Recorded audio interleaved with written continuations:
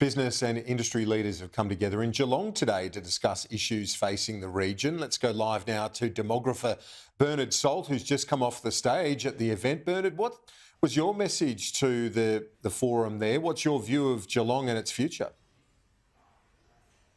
Well, Kieran, my view of Geelong and its future, and of Australia generally, is that I'm very, very optimistic, largely being driven, of course, by strong population growth, both natural increase as well as immigration. I think there is scope to moderate the immigration levels that we've had over the last 12 months or so, but we're a young, aspirational nation that will continue to grow into the future. I talked also about the need to develop and to cultivate specific businesses, particularly agribusiness. Geelong has a very strong connection with the Western District of Victoria through wool, as well as with the Wimmera through grain.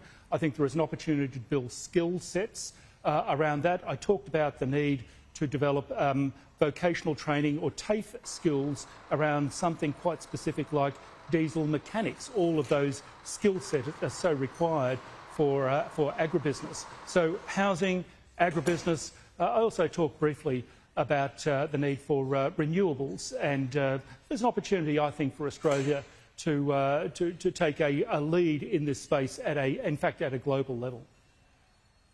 And when you look at the property and the housing question, I just spoke to Warren Hogan about the property prices. Do you see that trend as well, that younger people and others as well, with the sea change option heading down to Geelong and Barwon Heads and surrounding areas? Well, in fact, Geelong has a great advantage in offering both sea change and tree change options, those lifestyle homes that young people want, particularly the millennial generation that are now pushing to the late 30s, early 40s. They have one or two kids. The great change that has affected this region is the pandemic and the introduction of work from home. The great limiter to the regions, and particularly areas just beyond the edge of metropolitan areas in the past, has been the long commute.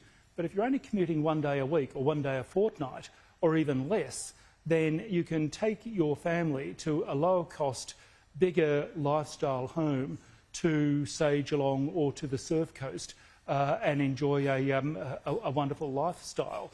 In fact, I think that this is a major shift across Australia. Australians have been driven by lifestyle aspiration for 2 or 3 generations.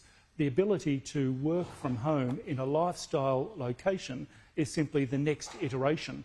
It's the next iteration of something that was started by Darryl Kerrigan and the castle. So pick up the castle and modify it, expand it, add a Zoom room instead of a pool room, and you have where I think we're headed as a nation, and certainly in this region for Geelong. Maybe do both, Zoom and pool. Bernard, great to see you, appreciate it. For more on the future Geelong event, visit geelongadvertiser.com.au.